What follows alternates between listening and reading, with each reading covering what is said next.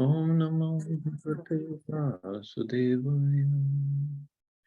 Narayanam Namaskritya Naram Chaiva Narottamam Devim Saraswatim Vyasam Tato Jayanti Jayate. Nashtaprayeshu Vadreshu Nityam Bhagavata Sevayam Bhagavati Uttam Shloke Bhaktir Bhavati Nashtiki. So continuing with the discussion on Srimad Bhagavad Gita, chapter 4, Transcendental Knowledge, text 23 onwards. Gat sangasya muktasya jnanavastita chetasa yagyaya charata karma samagram praviliyate. The work of a man who is unattached to the modes of material nature and who is fully situated in transcendental knowledge merges entirely into transcendence. So, previously Krishna talked about he who is satisfied with gain which comes of its own accord, who is free from duality and does not envy, who is steady in both success and failure, is never entangled, although performing actions. And that is only possible for a Krishna conscious person. So Krishna is further speaking about that person who's unattached to the modes of material nature. So becoming fully Krishna conscious, one is freed from all dualities and thus is free from the contaminations of the material modes. He can then become liberated because he knows his constitutional position in relationship with Krishna. And thus his mind cannot be drawn from Krishna consciousness. So he can become fully liberated because he's only working for Krishna. So he has no entanglement, no karma. He's doing a karma. And he's working in relationship with, so thus his mind cannot be drawn from Krishna consciousness. Consequently, whatever he does for Krishna, who is the primeval Vishnu. Therefore, all his works are technically sacrifices, because sacrifice aims at satisfying the Supreme Person, Krishna or Vishnu. So this is the advantage. I mean, this is how a Krishna conscious person works. It's not that he stops working, he works. He has to work. Everybody has to work. But he works as a service to Krishna. He works for pleasure of Krishna. He works not for himself, only for Krishna. Just like Prabhupada writes in Chaitanya Charitamrita, Madhya Leela, every living entity is wandering within this universe in different species, on in different planetary systems, according to his fruitive activities, or according to his karma. He is in different species and different planetary system, different family. Out of many millions of living entities, one may be fortunate enough to receive the seed of Bhakti-lata. So, Guru Krishna Prasade Bhai Bhakti-lata Beej. So this transcendental knowledge, what we talk about, is the Bhakti-lata Beej, the affinity the Guru gives or Krishna gives. Actually, it's in us. We all are devotees of Krishna. Jivera Sarupa Krishna Nityadas. But they give us the affinity for hearing and chanting and to develop this knowledge. Without that, one cannot come to the level of, they can say, I'm working for Krishna. We are talking about yogis. Great, wonderful tapasya they're doing, austerities they're performing, but still, they're not working for Krishna. Huge difference. It's great purification, I mean, no doubt about it. Powers, great powers. But bhakti is different. Bhakti is completely different. It's a work that is sacrificed for Krishna, not no work at all. We are talking about all these tapasvis in Himalayas or other places. But if we go to Braj, So many devotees are there. They are doing the tapasya, but the tapasya is of chanting the holy names. And they would be sitting at so many different places we can't even recognize. But they are doing bhakti. Huge difference. Because this is what Krishna wants. So the resultant reactions to all such work certainly merge into transcendence, and one does not suffer material effects. So resultant reactions to such work, which what they're doing, sacrifice, aiming at satisfying the Supreme Person, Krishna. And that's also spiritual resultant reaction. It's not material. And then Krishna gives different examples of spiritual work. Brahmarpanam Brahma Havir, Brahmagno Brahmanamtam, Brahmavatena Gantavyam, Brahma Karma Samadhina. A person who is fully absorbed in Krishna consciousness is sure to attain the spiritual kingdom because of his full contribution to spiritual activities, in which the consummation is absolute and that which is offered is of the same spiritual nature. Then everything becomes spiritual for him. Okay. Prabhupada says, how activities in Krishna consciousness can lead one ultimately to the spiritual goal is described here. There are various activities in Krishna consciousness, and all of them will be described in the following verses. But for the present, just for the principle of Krishna consciousness, just the principle of Krishna consciousness is described. A conditioned soul entangled in material contamination is sure to act in the material atmosphere, and yet he has to get out of such an environment. A conditioned soul entangled in material consciousness is sure to act in material atmosphere, that we all have to. It's not like all of a sudden atmosphere is going to become spiritual. And yet he has to get out of such an environment. This is how he's going to go back to Godhead. The process by which the conditioned soul can get out of the material atmosphere is Krishna consciousness. Again, Prabhupada gives this word, Krishna consciousness. Means a consciousness when it changes, when it becomes spiritualized, when it's Krishna conscious, our thought process, our activities, everything changes. For example, a patient who is suffering from a disorder of the bowels due to overindulgence in milk products is cured by another milk product, namely yogurt. So it's not like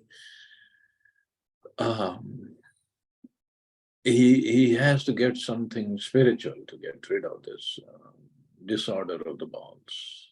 So cured by another milk product means, let's see, the materially absorbed conditioned soul can be cured by Krishna. So bodily conscious person can be absorbed by Krishna, can be cured by Krishna consciousness, as set forth here in Gita. This process is generally known as yajna, or activities, sacrifices simply meant for the satisfaction of Vishnu or Krishna. It's not like he has to stop the activities. No, because soul is always active. So he has to do the activities, but what kind of activities? Means the activity that satisfies Krishna or Vishnu. The more the activities of the material world are performed in Krishna consciousness or for Vishnu only, the more the atmosphere becomes spiritualized by complete absorption. Now, the process that is meant for this day and age, for these activities in Krishna consciousness is Sankirtan Yajna. Chaitanya Mahaprabhu gave for Kali Yuga.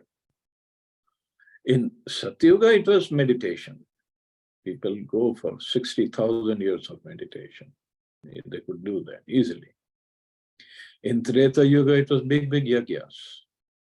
In Dwapar Yuga, it was elaborate deity worship by opening big temples. Just like in South India when we go, huge temples are there. In North India they were there, but because of Muslims, they came and they got rid of all big temples. But in South, they could not enter all the way. So the big temples are still there. But in Kali Yuga, the process is chanting of the holy names, congregational chanting. Yes, our japa is important, but the yajna is Sankirtan yajna. So that's what Prabhupada says, the more the activities of material world are performed in Krishna consciousness. So Sankirtan Yajna, more and more it is performed, the more the atmosphere becomes spiritualized by complete absorption. And in fact, this chanting of the holy names, not necessarily Hare Krishna Mahamantra, but chanting of the holy names is prominent in every religion, every. Sikhism, I remember when we were little, the Prabhat Fairies used to come early morning, 4:30, 5 o'clock, Prabhat Fairies would be there. Christianity, they used to sing carols during Christmas time. Now everything has stopped. Even in Islam, they used to take out. So the point is, the chanting of the holy names is a way in Kali Yuga. But now everything is gone down. Only ISKCON is doing this chanting of the holy names properly. Otherwise, even Gaudiya Math doesn't do that much to take out Harinam processions all over. They do some places, not that much as ISKCON is doing. The word Brahman means spiritual. The Lord is spiritual, and the rays of his transcendental body are called Brahmajyoti, his spiritual effulgence. Everything that exists is situated in that Brahmajyoti. But when the Jyoti is covered by illusion, Maya, or sense gratification, it is called material. So Jyoti actually, Jyoti is not covered by Maya, it's our eyes that are covered by Maya. So we cannot see beyond Maya. This material veil or the covering can be removed at once by Krishna consciousness. Thus, the offering for the sake of Krishna consciousness, the consuming agent of such an offering of contribution, the process of consumption, the contributor, and the result are all combined together, Brahman, or the absolute truth. Nice. So as long as we are making an offering spiritually, for the sake of Krishna consciousness, everything becomes spiritual. The consuming agent, one who is offering of such an offering, the process of consumption, the contributor, result, everything is Brahman, or the absolute truth, or spiritual. The absolute truth covered by Maya is called matter. Matter, dovetailed for the cause of absolute truth, regains its spiritual quality. So absolute truth covered by Maya is called matter. So everything is spiritual, actually. Everything comes from the Lord. Now, just looking at our phones, smartphones. Now, is it matter or is it spiritual? It is, what we see is matter, right? But when it is dovetailed, used in the service of Krishna, it becomes spiritual, or it becomes spiritualized. But does it not remain as matter? Like when we hold it, does it become spiritual, Sat, Chit, and Ananda? No, it remains as matter, but it is getting spiritualized. It's difficult. So just like our body, is it matter or is it spiritual? Our tongue, we are talking about Hare Krishna, we are chanting Hare Krishna. Is it matter or is spiritual? It is getting spiritualized. That is why Prabhupada said at one place, the body of spiritual master, although it looks material, but it is completely spiritual. And that is why the bodies of spiritual master, they're never cremated.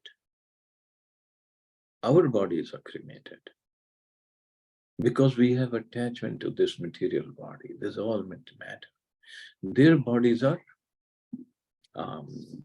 put into samadhi, like Prabhupada has a samadhi.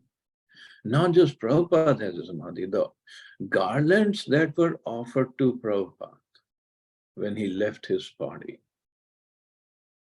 they also become spiritualized, and we make pushpa samadhi out of them. They're like Prabhupada. In Vrindavan, that's where he was buried, in samadhi.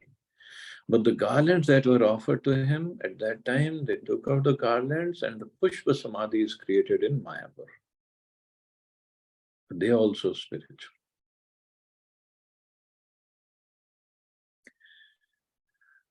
And in fact, the room that Prabhupada was in, Prabhupada's quarters is called in Vrindavan, where he left his body, the bed he was on for the last 3 months, he was completely bedridden. This is my personal experience. Of course, other devotees might have their own experiences. My best chanting happens in that room, sitting next to that bed of Prabhupada in Prabhupada quarters.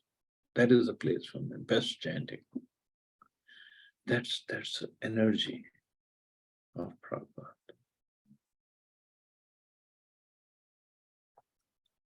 So Krishna consciousness is a process of converting the illusory consciousness into Brahman, or the Supreme, into spiritual. When the mind is fully absorbed in Krishna consciousness, it is said to be in samadhi or trance. Anything done in such transcendental consciousness is called yajna, or sacrifice for the absolute.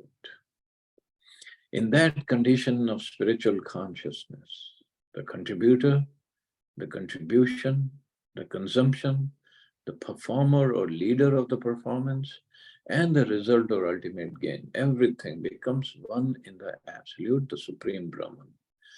Or it becomes one, it becomes spiritual. That is a method of Krishna consciousness. Very, very important purport. And here, when Prabhupada says, because in yajna the process is a little different. Here it says, the contributor, the contribution. Suppose I'm doing yajna. So, person, the contribution, whatever he's putting in, the consumption, the performer or leader of the performance. Because in a yajna, a sacrifice or havan, they were Brahmins who would do yajna on behalf of the king. So they both become spiritualized. And the result definitely is spiritual. Because the purpose was to please the Lord by that yajna. Not the yajna for some material benefit. Even in that yajna, the main the person who is satisfied is Vishnu, because without the presence of Vishnu, no yajna is completed. Although it could be for material benefits. So now Krishna gives examples of different yajnas. Devam eva pare yagyam yogina paripasate. Brahmagna pare yagyam yagye nevo jhuvati. Some yogis perfectly worship the demigods by offering different sacrifices to them, and some offer sacrifices in the fire of the Supreme Brahman. As described above, a person engaged in discharging duties in Krishna consciousness is also called a perfect yogi or a first-class mystic. But there are others also who perform similar sacrifices in the worship of demigods, and still others who sacrifice to the Supreme Brahman or the impersonal feature of the Supreme Lord. So there are different kinds of sacrifices in terms of different categories. Such different categories of sacrifice by different types of performers only superficially demark varieties of sacrifice. Factually, sacrifice means to satisfy the Supreme Lord Vishnu, who is also known as Yajna. All the different varieties of sacrifice can be placed within two primary divisions, namely sacrifice of worldly possessions and sacrifice in pursuit of transcendental knowledge. So those who are in Krishna consciousness sacrifice all material possessions for the satisfaction of the Supreme Lord, while others who want some temporary material happiness sacrifice their material possessions to satisfy demigods such as Indra, sun god, etc. And others who are impersonalist, Mayavadis, sacrifice their identity by merging into the existence of the impersonal Brahman. The demigods are powerful living entities appointed by the Supreme Lord for the maintenance and supervision of all material functions, like heating, watering, and lighting of the universe. So those who are interested in material benefits worship the demigods by various sacrifices according to the Vedic rituals. They are called Bahu Ishvaravadi, or believers in many gods. So Bahu Ishvarvadi, believers in many gods, but this doesn't mean Sanatan or Vedas talk about many supreme gods. They are demigods, and Prabhupada gives the right name, demigods, Devi Devta, they're not Bhagwan. Many times people who don't have knowledge of Hinduism or Sanatan Dharma, they say, oh, you worship many gods. It's polytheistic society. No, it's not polytheistic. It's only monotheistic. There's only one God, Krishna. Now, Krishna can come in different incarnations. But and every incarnation is supreme in a sense. But out of all of them, Krishna is the supreme. And demigods are not Krishna's, or they're not on Vishnu Tattva category. So there are people interested in material benefits, so they worship, they believe in many gods. But others who worship the impersonal feature of the absolute truth and regard the forms of the demigods as temporary, sacrifice their individual selves in the supreme fire and thus end their individual existences by merging into the existence of the Supreme. So that is about the Nirakaravadis or Jnanis also. They only go to impersonal feature. They only want to merge themselves into the impersonal feature, which is Brahmajyoti. Such impersonalists sacrifice their time in philosophical speculation to understand the transcendental nature of the Supreme. In other words, the fruitive workers sacrifice their material possessions for material enjoyment. So sacrifice is there. Even ourselves, suppose we are not into bhakti, so regular life, so we are sacrificing. We are sacrificing our sleep to get up early, to go to work, to make money, to do what? To get some material benefits so we can enjoy, live comfortably. Sacrifice is there. Nobody wants to work, but we work 8, 9, 10, 11 hours a day, listening to our bosses, trying to meet the deadlines. This is sacrifice. We would rather be out there enjoying in the forest or whatever, but we are sacrificing that spirit of enjoyment. Students sacrifice the time, their desire to play, to go to school and study, so what? So they can get better life and have better enjoyment later. Hopefully, we don't know. So everybody is sacrificing.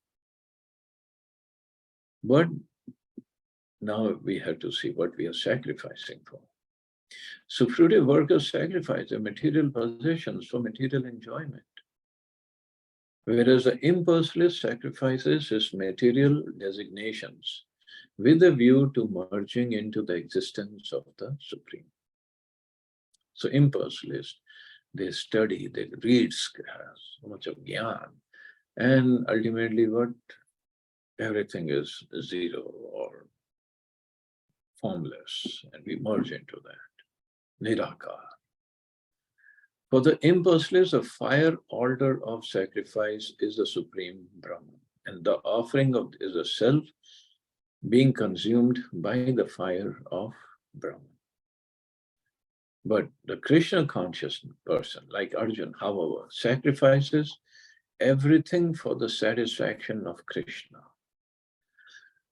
And thus all his material possessions, as well as his own self, everything is sacrificed for Krishna. Thus, he is the first-class yogi, but he does not lose his individual existence. Because in 6th chapter, when we read last words of 6th chapter, Krishna says, of all different types of yogis, the best yogis are one who surrender unto me and who do my bhajan, bhakti. So this is what Prabhupada is saying, that he is the best of them. He is the first-class yogi. He does not lose his individual existence because the soul always retains its individuality. But here, Arjun is sacrificing everything. What does everything mean? Everything means his pride that he was very worried about, his thought of that I'll be sinful if I kill these people, and I will not enjoy without my family members like Bhishma and Drona and cousins also. All his thoughts is sacrificing if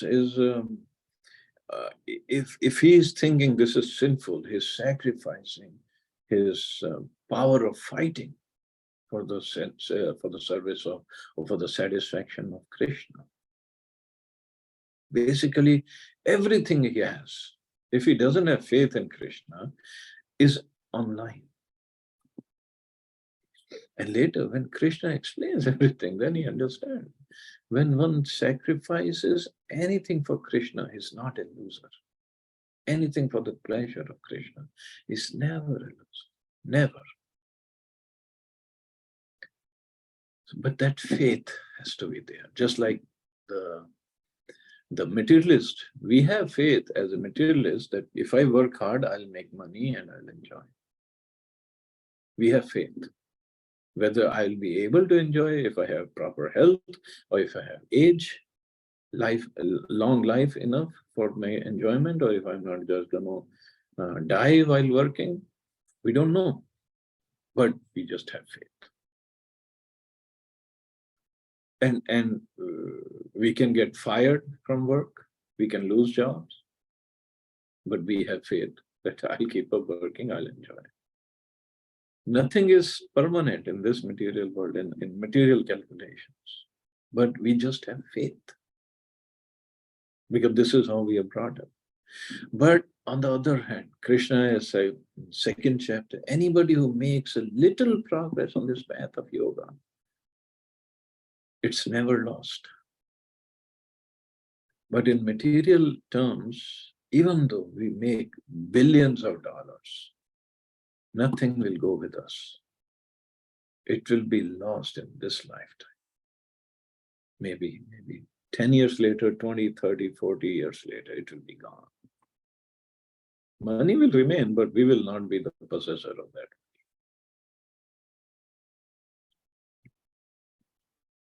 But we have faith in that process, not in faith in Krishna consciousness. So that is our short-sightedness. And here Prabhupada is clearly saying he is a first-class yogi. Shrotra-dini indriyanyanye samyamyagnishu juvati shabda-dina vishyananya indriyagnishu juvati. Some, the unadulterated brahmachari. So some examples Krishna is giving. Sacrifice a hearing process and the senses in the fire of mental control and others, the regulated householders, sacrifice the objects of senses in the fire of the senses. So the unadulterated brahmacharis means brahmacharis. So brahmacharis, what is the process? What is the lifestyle? They just listen to scriptures and they serve the spiritual master according to the scriptures. But in the process, they have to control their minds. So Prabhupada explained, the members of the four divisions of human life, namely the brahmachari, the grihastha, the vanaprastha, and sannyasis, are all meant to become perfect yogis or transcendentalists. Since human life is not meant for our enjoying sense gratification, like the animals, the four orders of human life are so arranged that one may become perfect in spiritual life. The brahmacharis or students under the care of a bona fide spiritual master control the mind by abstaining from sense gratification. A brahmachari hears only words concerning Krishna consciousness. Hearing is the basic principle for understanding. And therefore the pure brahmachari engages fully in Hare Nam Anukirtan, chanting and hearing the glories of the Lord. But here the word is, Prabhupada got this from a shloka in Srimad Bhagavatam, Hare Nam Anukirtanam. It's not just Hare Nama Kirtanam. So Anukirtanam means following his spiritual master. Not on his own, not he makes up his own mantra. Hare Nam Anukirtan. So he restrains himself from the vibrations of material sounds, and his hearing is engaged in the transcendental sound vibration of Hare Krishna, Hare Krishna. Or his hearing can be for hearing the scriptures. So he hears, that is an activity, and that is, and sacrifice a hearing process instead of hearing something material, sense enjoyment, or reading some books other than scriptures. He is sacrificing the hearing process into what? What is a fire? In the fire of mental control. So everything then that comes out of the brahmachari is spiritual, the hearing process is spiritual, the fire is spiritual, everything becomes spiritual. The result is also spiritual.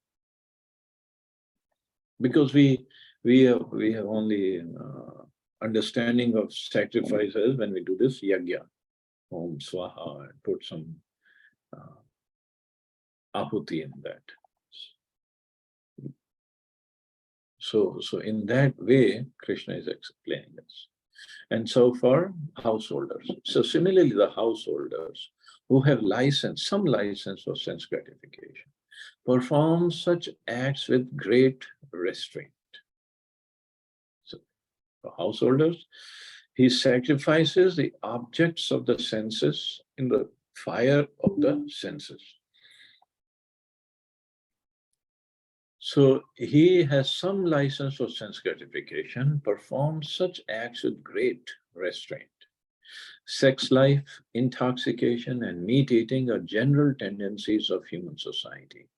But a regulated householder does not indulge in unrestricted sex life and other sense gratification.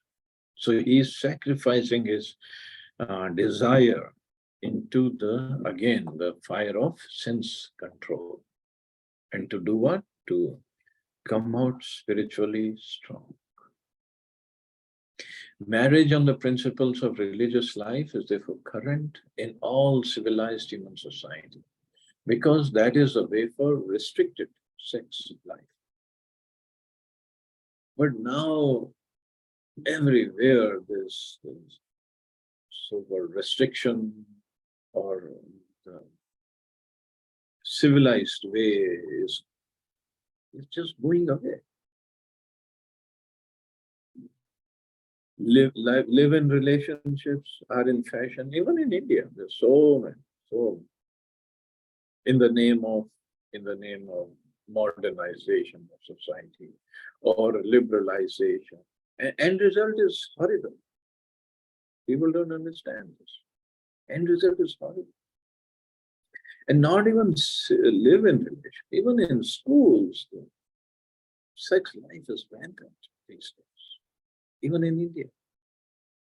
Here, openly they give condoms in the school to the students. At least use the condom, because we cannot restrain you. At least protect. So don't have kids while you are in school. In Texas, I was reading, there's a city. In that city, not even high school, middle school, every girl brings her baby to the school. Every single girl. And the school authorities have to make arrangements for the babies. They become pregnant, even at the age of 12, 13, whenever the puberty starts. And definitely they're not married. So this is the condition. And when Vedas or scriptures talk about restricted sex life, people these days, if you hear them on TV or debates, oh, this is stopping our or restricting our independence. This is not restricting our independence. This is regulating our independence so we don't become animals. That's all. Animals have no restrictions, no restraints. But animals don't go for birth control or abortion or any other process like this either. We do. Because we don't want botheration of children. But we want to just enjoy sex life, unrestricted sex life. So for that purpose, marriage is there. And even after marriage, Krishna says, earlier he has said that I am the sex life in marriage according to the dharma, according to the Shastra, means sex life only for the procreation of children. That's all. And not just children. For as human beings, we have a higher goal or a higher responsibility to have only Krishna conscious children. To make them Krishna conscious. Otherwise, Bhagavatam says that, we studied that. One has no right to become a father, mother, husband, guru, demigod, if he cannot liberate his dependents. He has no right. So as a husband, it's his duty to liberate his wife, and a father to liberate his children. And mother also. Mother is also for first guru to liberate her children. And that can only happen if she and he are Krishna conscious and they raise children in a way that the children become Krishna conscious. This is the real goal of him. First of all, not to have children, 10, 12, 15 children and leave them on the street, not even give them education, but to talk about giving them proper life. And what to speak of not making them Krishna conscious. So this restricted, unattached sex life is also a kind of yajna, because the restricted householder sacrifices his general tendency towards sense gratification for higher transcendental life. So in the process, householder becomes spiritualized, the activity becomes spiritualized, and the result is also spiritual. So that is the purpose of Krishna consciousness. And see, this is in the 4th chapter of Bhagavad Gita. We haven't even gone through rest of 14 chapters. So when they say Bhagavad Gita, Karam ki fal ki chinta mat kar, and so Gita ka gyan, that's not only Gita ka gyan. We have to understand what Krishna wants. And that is why Prabhupada's Bhagavad Gita as it is has become a hallmark of Bhagavad Gita studies. no other commentary is coming and close to the real import of Bhagavad Gita. Okay, so I guess I can stop this. Anybody have any questions or comments?